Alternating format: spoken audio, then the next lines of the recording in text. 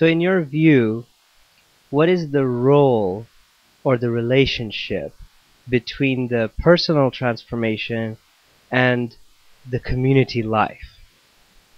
The work of the individual, the community, and the institutions, and how they relate to the betterment of the world. It seems to me, and I get confirmation from reading and rereading the holy writings, after I have started on this path of personal transformation, that we need to spend a lot more time on the personal transformation aspect. Because, as Abdu'l-Baha has said in so many different ways, that and Shoghi Effendi has reconfirmed that unless and until we transform ourselves, we cannot expect to have any effect on the larger society, on the humankind. So I really hope and wish that all of us in all the Baha'i communities, we spend time from childhood and teenagers and adults and old people, all of us, we put the time aside as to how can we go back to our inner selves and purify ourselves more and more in such a way to be ready to teach. And the main part, the most difficult part of the teaching, now I understand, is to change myself, which my father says behave. If I behave, if I really behave, then I can really teach. So that is a challenge. We were talking a little earlier, and I want to say one more thing with regard to this personal transformation before we go further, and that is that Chopra says, and again confirmation, particularly in Abdu'l-Baha's writings, that the next step after we meditate and we pray and we become non-judgmental, we think about virtues, is this idea of what he says, give and take. Life is about give and take. Some people are isolated. They tell them they're isolationists. Some people in this culture, in the American culture, they say we are individualistic. Whatever is good for me is good for me, and so the rest is their problem, in effect. But what this principle says, which is the principle of all religions, that we should reiterate, is that every morning when we wake up and we go and visit somebody else, or we walk in the street, we have to be ready to give. And that giving starts with a gentle look. When somebody is passing by you, smile. When somebody passing by you, give him a gentle eye contact. When somebody is passing by you, give him a greeting.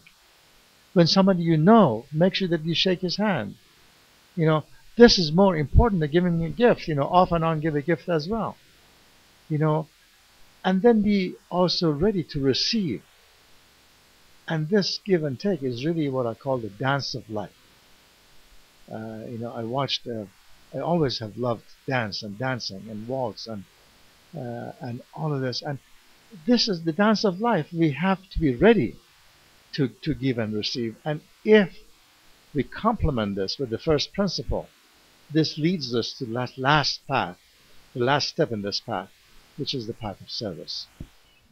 There is a recorded hadith in Islam that when they first came in the presence of Muhammad in the first mosque, that their first task was to turn to each other and to embrace each other.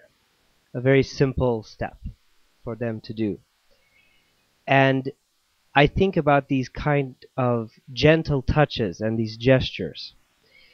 There are a number of stages that Shoghi Effendi has referred to as far as prayer and meditation in some pilgrim notes and things like this that people have recorded. And I recall that the last stage was action, was service. How can action in turn affect the individual? I think sometimes we think of action affecting the other people, but because it's one of the stages of this transformation, how do you see action impacting the individual? That brings us to the next principle of this personal transformation. which mean, and that is before getting on to this really path of real service. And that is what Chopra calls the law of karma. And what he discusses in that respect, and what Jesus said and Baha'u'llah have said, that in so many different ways, of not hurt others if you don't want to be hurt.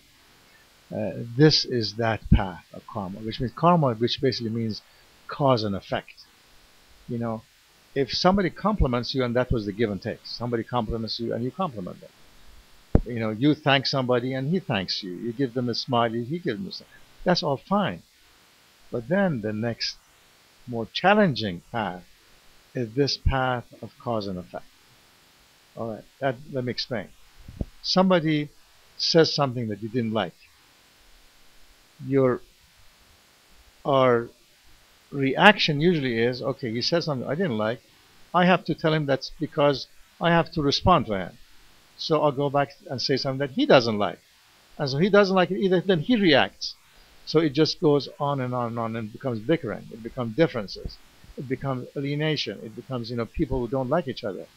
Then it leads to fight. All these wars that we have in the world. That's the ultimate step of this attitude.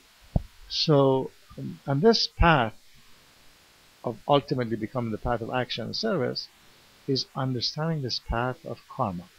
So what do we do about it? Well, again, going back to the scriptures and the way Chopra has summarized on this path of karma is to do this. That always remember, every action has a reaction. Okay? If somebody has said something bad to you and you respond in kind, it's not going to solve anything. So it is true that we go back to our logic and it says because he has done something bad, I have to retaliate. But that's not what God would do. That's not what religion teaches us.